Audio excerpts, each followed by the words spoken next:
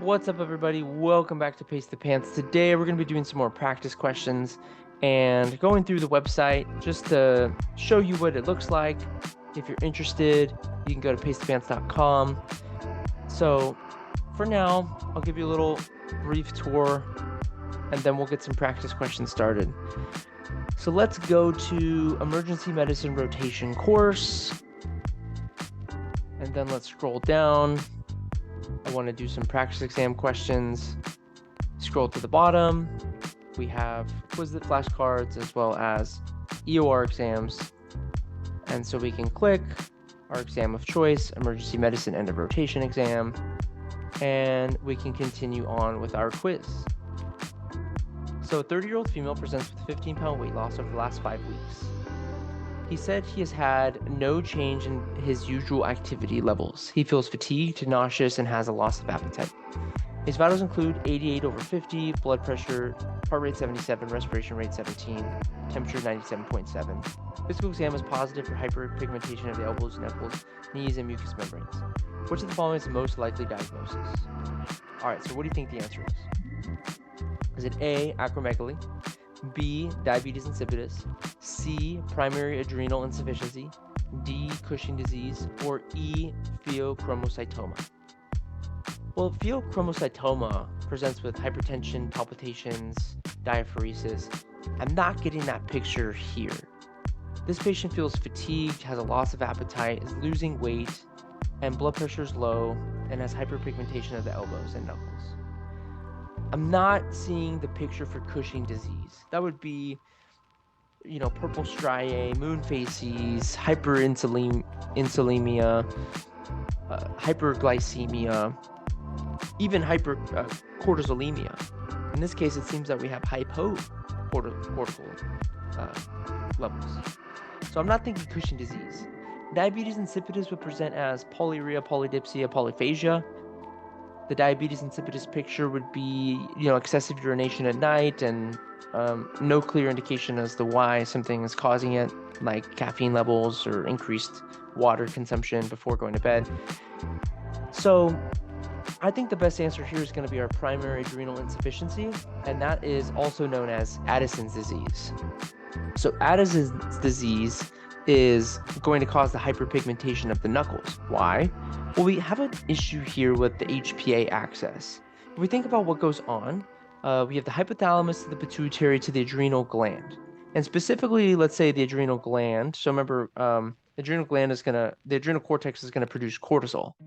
And so let's say there's an issue at the pituitary level causing communication to the adrenal gland to not produce enough adrenal cortisol, right? That could be an option for sure. Maybe there's an issue at the pituitary level. In this case, we have destruction of the adrenal cortex, and how we can figure out if there's an issue with the pituitary versus with the adrenal gland. Well, with our adrenal gland, we're going to have decreased cortisol release. And so you remember the negative feedback system, right? If we don't have that negative feedback, then we're not going to be able to get the production of our cortisol.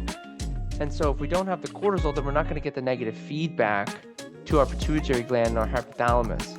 So let's say here, right, you're going to produce cortisol. And the cortisol is going to have a negative feedback on the pituitary gland and the hypothalamus. So if I'm not getting that negative feedback that I usually get, then we're going to have increased levels of the hormone that's secreted from the pituitary gland. So what's the name of the hormone that's secreted from the pituitary gland to act on the adrenal gland? Well, that's ACTH. Here. So the pituitary gland is going to secrete ACTH to act on, so that's adrenal corticotropin releasing hormone, right? We have ACTH. So ACTH is going to act on the adrenal gland. And so what we're going to see is we're going to have increased levels of ACTH. Why? Because the adrenal gland is apparently not working. We have destruction of the adrenal cortex, which means we have low levels of this, which means we're not getting that negative feedback that we would expect. So then we're going to have elevated levels of ACTH, which we can see here, and we have decreased levels of our cortisol, which we can see here. Now, the ACTH and the MSH are essentially sisters to one another. So when you get an increase in the ACTH, you're also going to get an increase in the MSH. MSH is the melanin stimulating hormone. So that's why you're going to get hyperpigmentation of the knuckles, all those things. And here's increased CRH because also, like we said, you're not going to get negative feedback on the hypothalamus here. So, and then in terms of you don't want to memorize symptoms, right? So in terms of the symptoms, why a lot of these make sense: hypotension, orthostatic hypotension, the weight loss, anorexia, tiredness, myalgia, weakness, fatigue, all of these symptoms make sense. Why? Because we have less cortisol.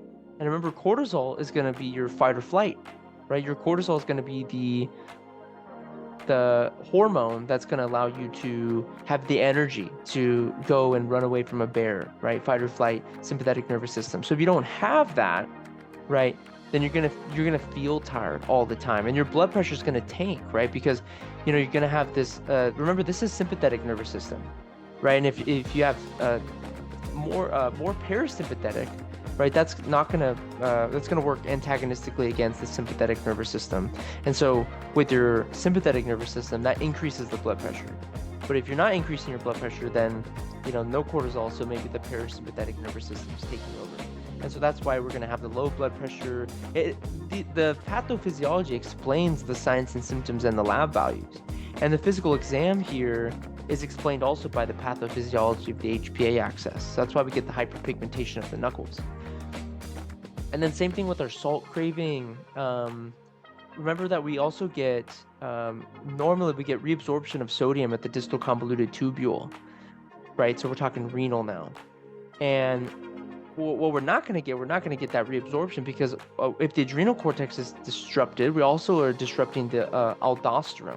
So here, autoimmune disease characterized by lack of cortisol and aldosterone. Well, aldosterone acts at the distal convoluted tubule of our nephron here, right? So if this is our proximal convoluted tubule, here's our loop of Henle, distal convoluted tubule, we normally get reabsorption of sodium. That's a normal process. But because we're not getting the aldosterone acts here to positively stimulate at the distal convoluted tubule to get that reabsorption of the sodium. That happens naturally. But we don't have that because we have destruction of that aldosterone. We have this destruction of the autoimmune cortex. So we're not getting that production of the aldosterone. So we have nothing here, no stimulation here, so we're not going to get this, so then we're not getting that reabsorption of the sodium. So now that also explains why does the patient have salt cravings. It all makes sense, right? So if you look at the, you also get the hyperkalemia because Na and potassium work in opposites of one another. So normally we're going to get excretion of potassium, but because we don't have aldosterone working, then the aldosterone's also going to stay in the bloodstream here. I'm sorry, the potassium's also going to stay in the bloodstream here. So then you have increased levels of K and decreased levels of Na because you're not getting reabsorption from the convoluted tubule into the serum, so that's decreased, and then you're not getting excretion of potassium into the distal convoluted tubule, so this is going to be increased. And so for that reason, that is why we get all of the lab values that we do, all the signs and symptoms, everything, right? All of the pathophysiology explains this condition. So you no longer have to memorize all of these signs and symptoms. You want to understand the underlying pathophysiology so that you can get this question and get it right and rock your boards. All right? Thanks for tuning in, and we will see you next time.